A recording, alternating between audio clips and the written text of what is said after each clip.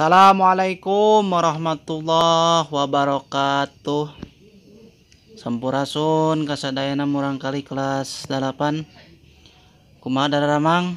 Mudah-mudahan sadayana aya dina kesehatan, kegiatan dina kaayaanana. Amin ya Allah ya rabbal alamin.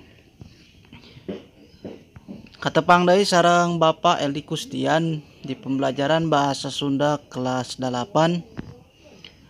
Dina poe ayeuna urang sadayana arek belajar nyatana macakeun pengalaman pribadi anu parantos kamari ditulis dina pancen mandiri hidup sadayana. Dina poe ayeuna urang sami-sami praktek macakeun pengalaman pribadi.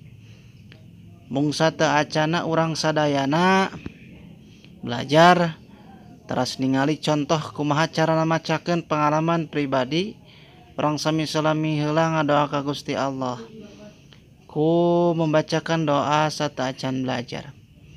Bismillahirrahmanirrahim. Rabbi jidni ilman warjukni fahman. Rabbi shrahli sadri wa yassirli amri wahlul 'uqdatam min lisani yafqahu qawli. Amin. Mudah-mudahan doa urang sadayana ditampi ku Allah Subhanahu wa taala.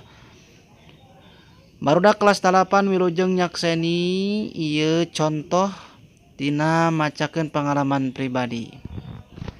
Kali contoh dina macakeun pengalaman pribadi, ayeuna hidup gasihan pancen atanapi tugas ti Bapa kahiji nyaeta anjeun atanapi hidup sok bacakeun sareng videokeun hasil tulisan pengalaman pribadi anu minggu kamari anu ditulis dina buku bahasa Sunda.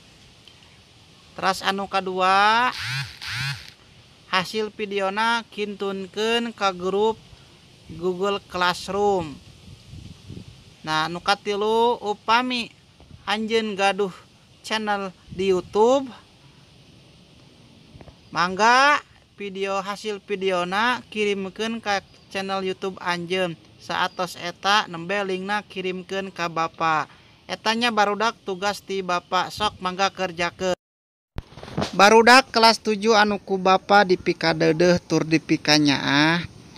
Tah dina poe ayeuna mung sakitu ala kadarna anu tiasa dipasihkeun ku Bapa ka aranjeun sadayana. Hatur nuhun kana perhatosanana, hapunten bilih aya kalepatan.